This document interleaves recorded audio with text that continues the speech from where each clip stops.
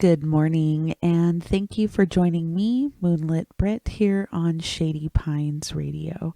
This is Celestial Sundays, and today we are going to be discussing humanity and the root of all positive emotion, which is love.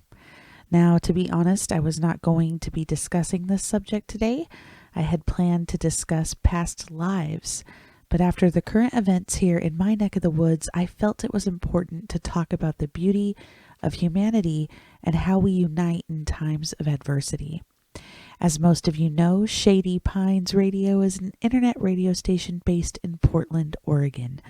I am based in Southwest Washington, right across from the river from Portland, and right now the Pacific Northwest is engulfed in either flames or heavy, thick smoke. There has been a thick, sickly, eerie yellow fog outside of my home in my city from all of the smoke, and many of my friends have been evacuated from their homes. Some have lost everything. Others are not sure if their homes are still standing. Our air quality on Friday was measured as the worst in the world. The smoke that is engulfing us is burning our eyes and throats, and it is not safe to be outside. Yet people from all over have stepped up to help their fellow man. I have felt so much gratitude and love for all of the people coming together to donate their time, their equipment, their goods, and their manpower to people who needed them. It's hard to believe something like this has happened here. The Pacific Northwest is a lush, green, natural wonderland filled with dense, majestic forests, stunning mountains, beautiful lakes and rivers. So while wildfires do happen, it's not too common because we live in such a wet climate. The rainfall here is infamous. Wildfires happen sometimes, but they are usually quickly contained. But this past week, we experienced a weather event that only happens once every 100 years or so. Incredibly dry conditions combined with an insanely powerful winds coming from multiple directions created the perfect storm for fire. The winds were so strong and the landscape so dry that it was next to impossible for firefighters to battle them. Using choppers or planes to drop water from above was out of the question. The wind was too strong. So these fires have just been burning and spreading at rapid speed. Cities that would never normally face such a threat are now on the verge of becoming non-existent, while others have actually been wiped out. Lives have been lost, and homes and properties turned to ash. It is a scary and surreal time for all of us here. Thankfully, the winds have calmed, and firefighters are now finally able to attack these fires properly, but it's too late for some towns, and we are all praying for the one thing that we have all complained about in the past, and that is rain. If you lived in the Pacific Northwest at any point, I am sure that you complained about the rain. So the first 3 songs I'm going to play are in tribute to the natural resource that we need so much right now and that we have definitely taken for granted. And the first song I'm going to play is called I Think It's Going to Rain Today, performed live by Norah Jones.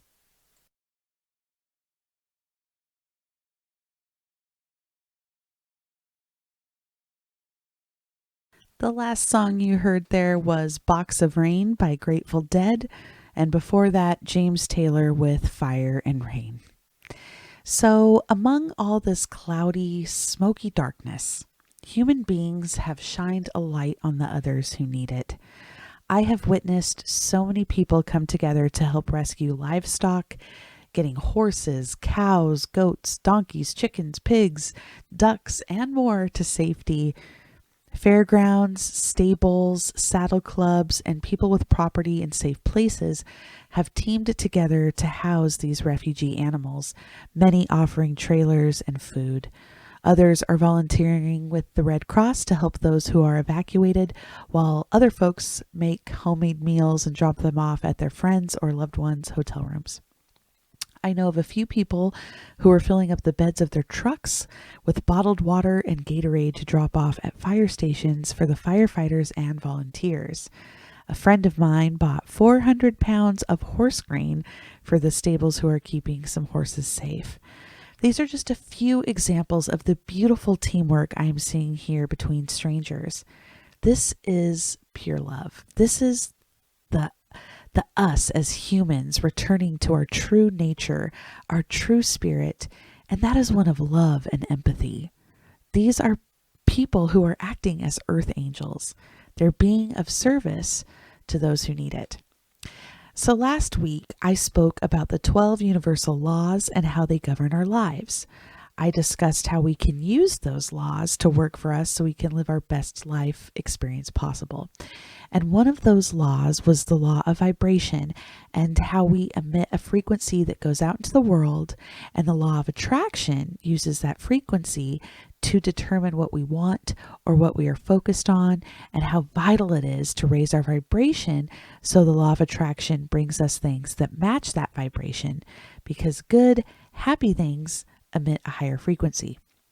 Aside from gratitude, one of the biggest and best ways to raise our vibrations is to be of service to others. The law of compensation is the universal law that states you are rewarded for right action. The people who have been doing their part to help, no matter how big or small, will be rewarded for this by the universe. But the best part is they are not acting in service to others right now because they want a reward. That's not even in their mind. They're doing it because it feels good and it feels right. They have empathy, one of the greatest virtues there is, and they want to help. By being of service to others, they are raising their vibration naturally and the universe attunes to them. So while one group is being of service, the other group, the one receiving the service, the one that is desperately needed right now, their hearts are grateful, so grateful. They're vulnerable and scared right now, anxious. Their lives have been upended, and these people who are volunteering are a godsend to them. So their hearts are filled with gratitude and appreciation for these people that are helping them. So by being in a state of gratitude, these folks are also naturally raising their vibration. It's more universal laws at work here. The law of cause and effect. When you give of yourself, whether it be with your time, your money, your attention, or skills with no motive other than to be helpful, you are adding to the world's joy and touching lives. People who are going through a dark, traumatic time will always remember the light you shined for them when they needed it the most. And doesn't it feel so good to help? It gives us such a warm feeling of satisfaction and love. And love really is the root of it all, isn't it? With that being said, I'm going to play the next 3 songs already. These are about being there for others and sharing the love. They're classics. So I think we'll start the set with Bill Withers' Lean on Me. That was George Harrison with Give Me Love, Give Me Peace. And before that, Carole King singing You've Got a Friend, which was actually written by James Taylor. So this past year has been interesting, to say the least. It's been polarizing. The divide seems to grow, but the Earth Angels are stepping up louder and bolder than ever. The stories of unity I've been hearing just this week have been so inspiring. My friends had to evacuate from their home, but the town that they live in has teamed together to fight this fire. Able-bodied men breathing in heavy smoke and working hard, digging ditches to create a fire line, while others check in on homes to make sure they're either still standing or not being looted. The things that unite us can often come from dark, low vibrational places, yet they bring about high vibrational outcomes. Without darkness, there is no light. Again, another universal law we discussed last Sunday, the law of polarity. We unite for all kinds of reasons, some petty, some major. But why does it take tragedy or disaster to unite us? I'm going to share some words from author Shelby Spear. Shelby says this: Our nature as human beings is also to be free. free to reach out and help another without restraint. Why? Because our truest self was created to love, to have compassion, to save a life if a life needs saving. In an instant, we are capable of jumping into action without a single self-serving thought. In a split second, something inside us instinctively knows what to do when another human is in danger. That something is to love them, help them, save them.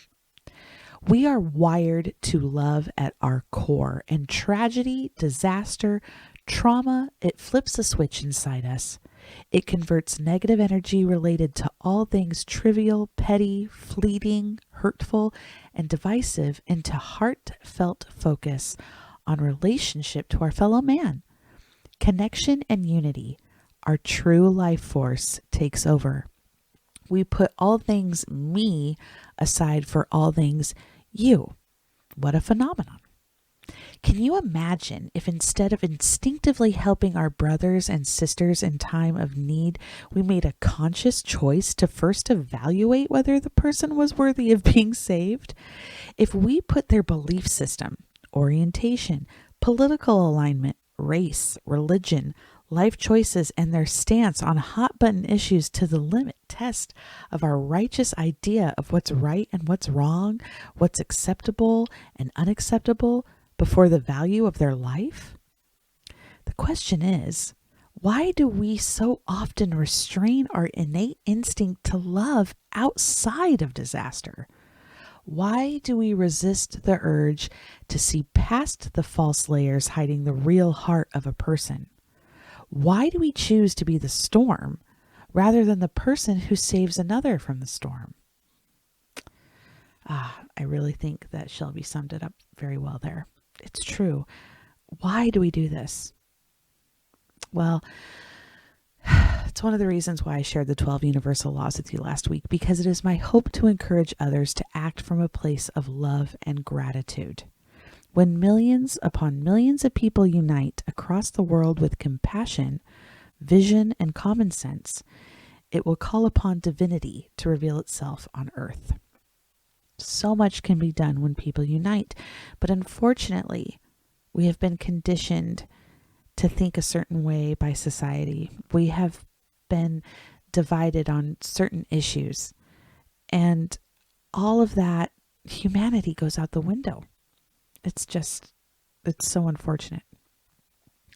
So while tragedies are horrible and life-changing, they also shine a light on human beings when we come together for one another. That being said, I would like to play 3 more songs, and I think these 3 songs sum up what I just discussed and how important peace, love, and unity and teaming together to change the world and to have an impact. I think these songs sum it up well. I'll just leave it at that. So the first song I'm going to play is Peace Train by Cat Stevens.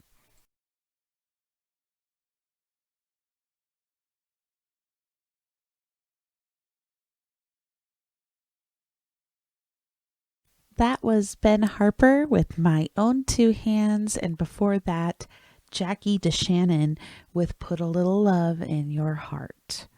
Great songs to sum up today's discussion. So what is the spiritual purpose of empathy? The purpose of empathy as a spiritual gift is to be a source of healing for those who need it.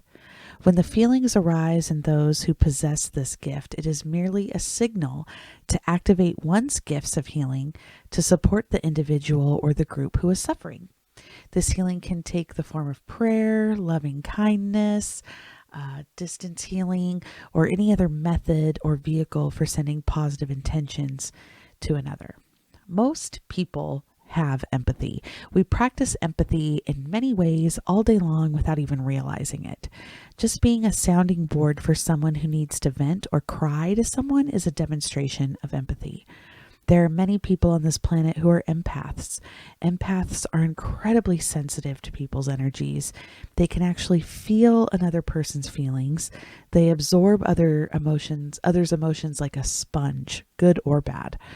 Empaths need to practice a lot of self-care and need alone time often to recharge. Large crowds can be overwhelming and draining for empaths. They have a strong desire to help others because they feel their pain and they want to fix it. In fact, they experience such a wide variety of emotional states throughout the day that they then have an overactive dream state at night, which offers little time for mental relief. These poor people. Yet they still help, they still absorb.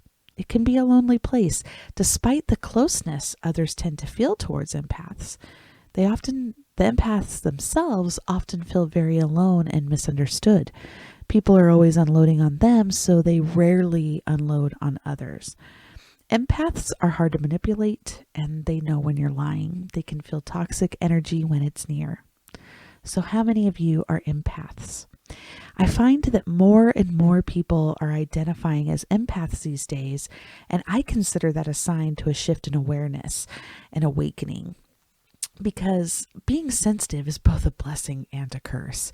It makes you compassionate, loving, caring, but it carries the heavy weight of those emotions. I, for one, cannot handle watching any kind of horror movies or movies where animals die. It's too intense and disturbing for me, and that's not uncommon with empaths or highly sensitive people. We think of ourselves as humans searching for spiritual awakening, but we are spiritual beings attempting to cope with a human awakening. Seeing ourselves from the perspective of the spirit within will help us remember why we came here and what we came to do. This plane of existence can be hard for that sometimes. It's filled with such turmoil and grief. Finding yourself is actually returning to yourself, your true self, and unlearning and unconditioning, remembering who you are before the world got its hands on you. And, that's something that I think is hard for us sometimes. You want to find yourself again. You want to take all of society's the chains they put on you. You want to break free. You're stuck in this situation where you got to go to work to make the money to pay the bills, and then before you know, the day's over, and maybe time for your true passions or hobbies is gone, and you're busy taking care of kids. You're trying to get by every day. And I feel like a lot of people that really aren't following their dreams or honoring their true higher self feel a kind of emptiness or a nagging inside that they're not fulfilled. And that's because I think we are ignoring our higher selves. Now, the most common answer is to the question, how do we connect with our higher self? How do we connect with that spiritual side, our spiritual awakening? And the most common answer is meditation. And honestly, it's the best form. It's the best way. Meditation can sound difficult, and it can be difficult if you've got a really busy, overactive mind. And I'm one of those people. It took me a long time to master meditation. And after having my first child, 16 months ago, meditation kind of took a back seat. I found that I couldn't quiet my mind like I used to. For those that have this issue, I cannot recommend guided meditations enough.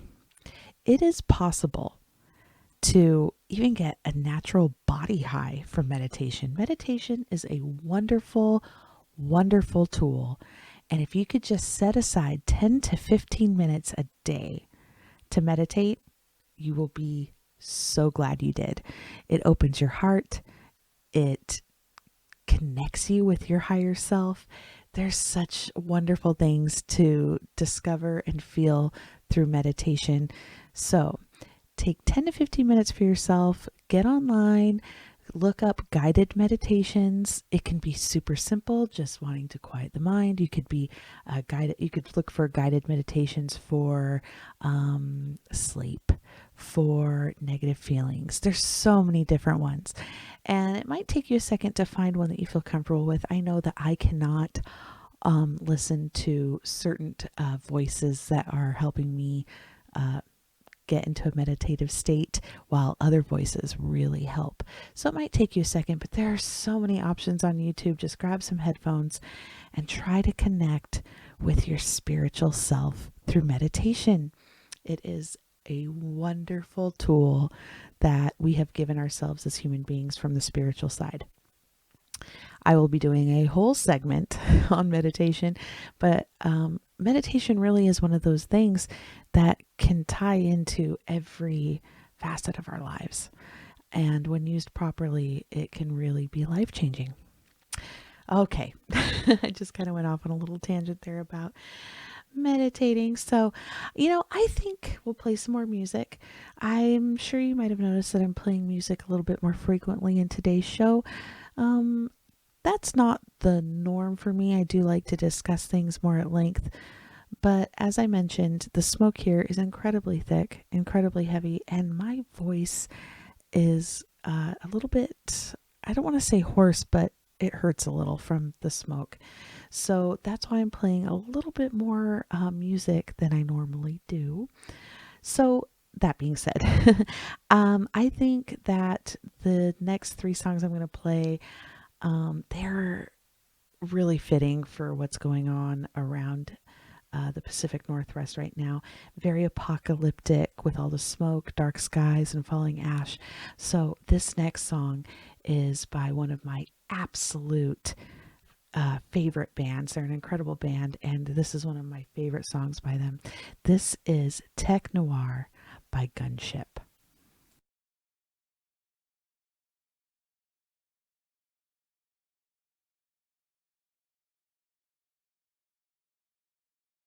That was Minerva by the Deftones, and before that, New Map by M83. Honestly, those last 3 bands are some of my favorites. I know I already expressed that before playing the set about Gunship, but Deftones easily top 5 for me. Same with M83. That first song, Tech Noir by Gunship, the beginning part, the spoken word opening, is actually horror legend John Carpenter. Gunship is a really great band. I highly suggest checking them out. Their entire self-titled album is fantastic. Okay, so the next thing that I would like to talk about, it's another major issue at hand. 2020 has been such an insane, crazy year outside of the current issue with the West Coast we're facing here on the West Coast with wildfires. We have been dealing with so much as a planet, which it's a disturbing and increasingly divided political climate. It's getting more and more divided every day. There's a global pandemic, and even worse, racism. Racism in 2020.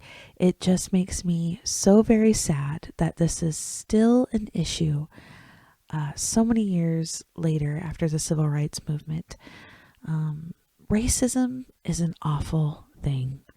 And what a denial of joy we are inflicting upon ourselves. So many different cultures and such beauty in those cultures. And when we deny or dismiss our fellow humans just because they look differently than us, we are missing out on so much. On love, on learning, on friendship, on experience. The different colors of our skin and our cultures should be celebrated. We should rejoice at each other's victories and help pick each other up when we fall. How beautiful is our skin? All these different variations.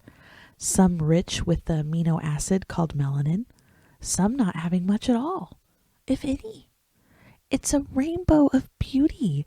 I cannot understand how we don't enjoy it on others, how we cannot look at those different skin tones and marvel at the beauty of us, of the variety, just as we look at beautiful flowers and appreciate their beauty in all their different colors. We all bleed red. And it goes back to the universal law of divine oneness that we discussed last week.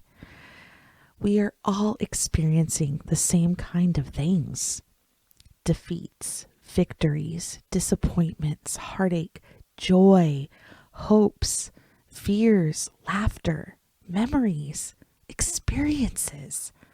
We've all felt the same things. We've all loved people deeply and cared about people deeply. We're all, right now, in human form, we're all just human beings trying to live life and survive. We're all different, but we're the same.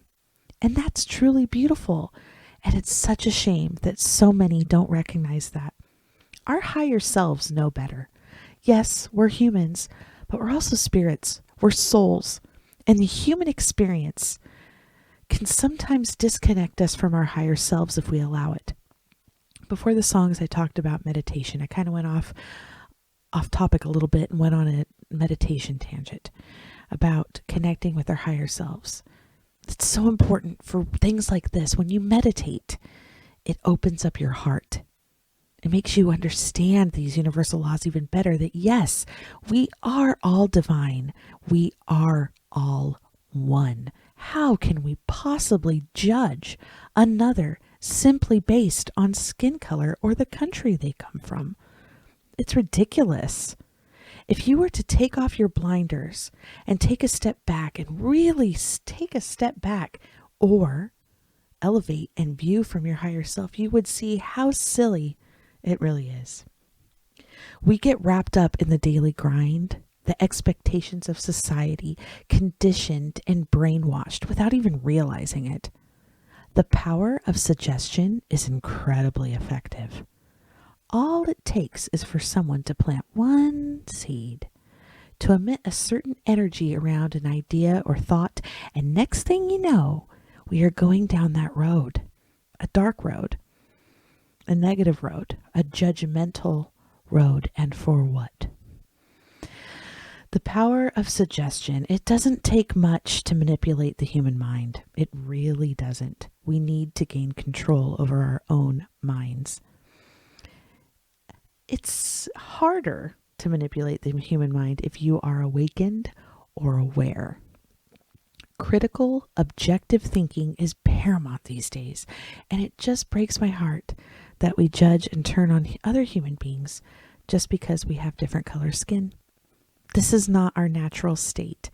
This is in such harsh contrast to our true selves. It is not natural for us to be so out of alignment and filled with hate for someone with a different cultural background or skin tone than us.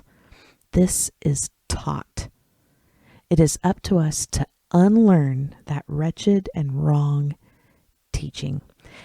Racism is a stunted soul growth. There is no growth there. It's a poisonous hate. And it is up to us to spread love, to be a light, and be a change, and to lead by example. So these next 3 songs are filled with hope, sorrow, and determination. The first one is A Change Is Gonna Come by Sam Cooke.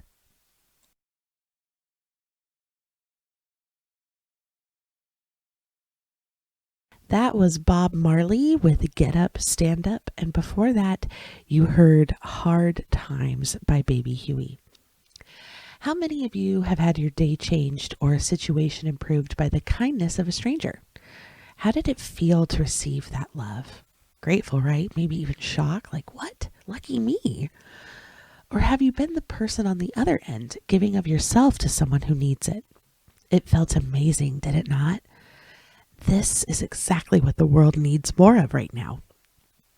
Just last week at my new part-time job, something awesome happened to me. Before work, I'd been having a day filled with doubt and a little mental unrest, and I was trying as best as I could to overcome it. I was doing well, going over all the things I was thankful for in my head and starting to feel my frequency rise. A customer walked in and was browsing. I noticed a beautiful silver medallion on her necklace and loved it, so I complimented her on it. She stopped browsing, smiled real big, and turned to face me fully. She took the necklace off and placed it in my hand. She told me it's called the Miraculous Medal and to look it up. I stood there with her necklace in my hand and looked down to inspect the medallion closer. I figured she took the necklace off so I could get a closer and better look. Now, this is a Catholic relic, and I'm not Catholic, but I nonetheless love the medallion. So I marveled over its beauty, and then I tried to hand it back to her. I mean, surely she wasn't wanting me to keep it. But she was. She wouldn't take it back. She said she had several and was even wearing a smaller one on a shorter necklace that I didn't see. It felt strange to accept this gift from her, but she insisted, and it made me feel amazing. I felt like it was a little gift from the universe, and what's interesting about this is while I was giving thanks for all the things in my head prior to seeing her walk in the store, I had been thanking God for all of those things. I was, well, the best way to say is I was asking for a sign that I was on the right path. I've been embarking on many new journeys as of late. The show, my new part-time job, and some other endeavors, all while leaving my son for the first time at 16 months old. So I've been a little unsure, but something in me has been telling me to move forward, and I've really been enjoying all of these new things that I've been doing. But still, Mr. Doubt creeped in. So I was asking for a sign, as well as offering my gratitude for all of the blessings in my life. But then this happened. So I am now the proud owner of the Miraculous Medal, and her act of giving was also that sign that I had just asked for. It's not often someone takes off a piece of beautiful jewelry and gives it to you. So thank you to that kind stranger, and to God, Goddess, Source, Divine Creator, Universe, whatever you want to call it, for the sign. It has inspired me to share a few stories from people now who have experienced the joy of receiving from total strangers. They're quick little stories, but they're sweet, inspiring, and most of all, I hope they prompt you to be that earth angel today for someone. The first story I would like to share is called A Family's Food Angel. While going through a divorce, my mother fretted over her new worries: no income, the same bills, and no way to afford groceries. It was around this time that she started finding boxes of food outside our door every morning. This went on for months until she was able to land a job, and then the food boxes stopped. We never did find out who it was who left the groceries for us, but they truly saved our lives. That is such a beautiful story, and it makes you wonder who was dropping off the groceries. Humanity just touches my heart with things like that. The next story is called The Man at the Market. When the supermarket clerk tallied up my groceries, I was $12 over what I had on me. I began to remove items from the bags when another shopper handed me a $20 bill. "Oh, please don't put yourself out," I told him. "Let me tell you a story," he said. "My mother's in the hospital with cancer. I visit her every day and bring her flowers. I went this morning and she got mad at me for spending my money on more flowers. She demanded that I do something else with that money. So here, please accept this. It's my mother's flowers." That story is so beautiful. Not only were they helping someone, they were also giving it in the name of love from their mother. I mean, that is just so beautiful. All right. And the next story is very short, but very sweet. The Little Lift. One evening, I left a restaurant just ahead of a woman assisting her elderly mom. I approached the curb and paused to see if my arthritic knees could climb it. To my right appeared an arm to assist, and it was that of the elderly mom. My heart was so touched. That is such a cute story. Someone who is also maybe not as physically able and frail, there to lend a helping hand to someone who has arthritis. That's so sweet. That's true compassion right there, and empathy for understanding how that feels. And the last little story I want to share here is called My Granddaughter's Dress. I saw a dress in a consignment shop that I knew my granddaughter would absolutely love, but money was tight, so I asked the store owner if she could hold it for me. May I buy the dress for you? Asked another customer. Oh, thank you, but I can't accept such a gracious gift, I said. Then she told me why it was so important for her to help me. She'd been homeless for 3 years, and had it not been for the kindness of strangers, she would not have been able to survive. I'm no longer homeless, and my situation has greatly improved, she said. I promised myself that I would repay the kindness so many had shown me. So she paid for the dress, and the only payment she would accept in return was a heartfelt hug. Oh, that is such a beautiful, beautiful story. And I feel like a lot of the time, like what happened to me with the medallion, is people offer to do things for us or to give us something, and we're so quick to decline because, like the lady said there, it's so gracious and generous. And we should be open to receiving. Of course, it's great manners to say something like that, to politely decline. But when someone insists, accept it, because it's also, they're raising their frequency by being of service to you by giving. And together, both of your frequencies have been raised, and now you've created a really cool little bond.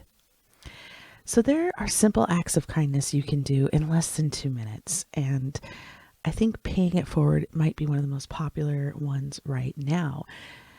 If you're not in a rush while grabbing your morning coffee, offer to pay for the person behind you as well.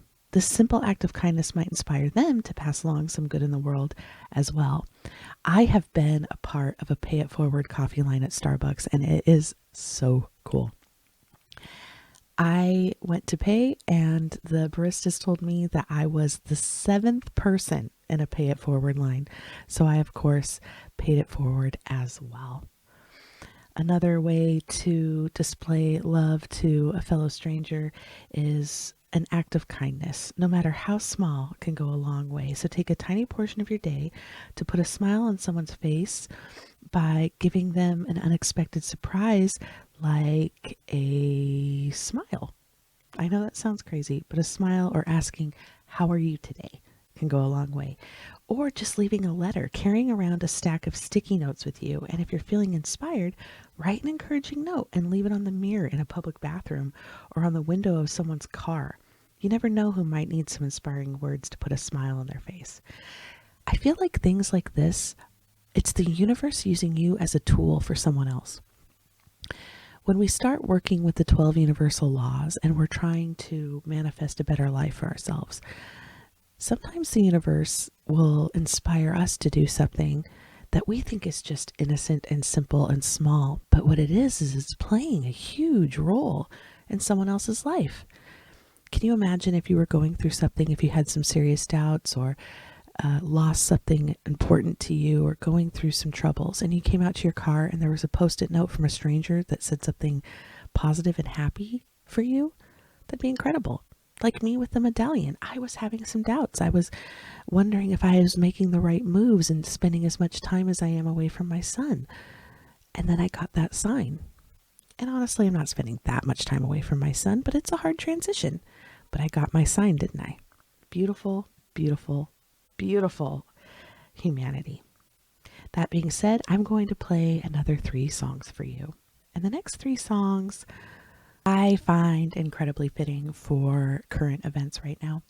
We'll start them off with The Smiths. There is a light that never goes out.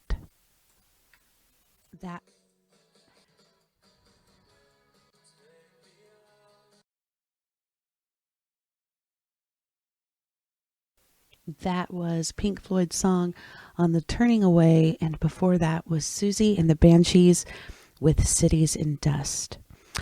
Are you on Facebook or Instagram? How many of you are on both? Well, I would greatly appreciate it if you would head on over to my page on Facebook, Celestial Sundays with Moonlit Brit on Shady Pines Radio. I am also over on Instagram. It's a great way to connect, ask questions, share information, make a request, and enter to win my giveaways. I just did my first giveaway for the month of September. It was an awesome box filled with some crystals, sage, a book, a journal, some oracle cards. You don't want to miss out on the giveaways. I'm trying to do one a month. So definitely head on over to my Facebook page, click like and follow. Same with Instagram. Please be sure to click like and follow Shady Pines Radio as well. There are so many incredible shows on this station, and there's something for everyone. We are coming to a close here on Celestial Sundays, and while today's topics aren't as mystical as we usually discuss, they are still just as magical. Tragedy and trauma can bring about the most beautiful things. Right now, more than ever, we all need to unite and act out of love. We need to be ready to help, no matter how small or big. If you are someone with a lot of money, perhaps pay someone's bill, whether it be a dinner bill or an electric bill. If you are someone who loves to cook, speaking of dinner, why not make double and offer that home-cooked meal to someone who is currently displaced from their home, or who maybe works hard and doesn't have the time or energy to make a meal? Hold the door for someone. Give a stranger a compliment. Resist the urge to respond to someone's Facebook comment that you don't agree with. Find some inner peace and spread love. A famous quote from Mr. Rogers comes to mind, and it's become very popular as of late, especially with the world the way it is. The quote is this: "When I was a boy and I would see scary things in the news, my mother would say to me, 'Look for the helpers. You will always find people who are helping.'" Help comes in many shapes and forms.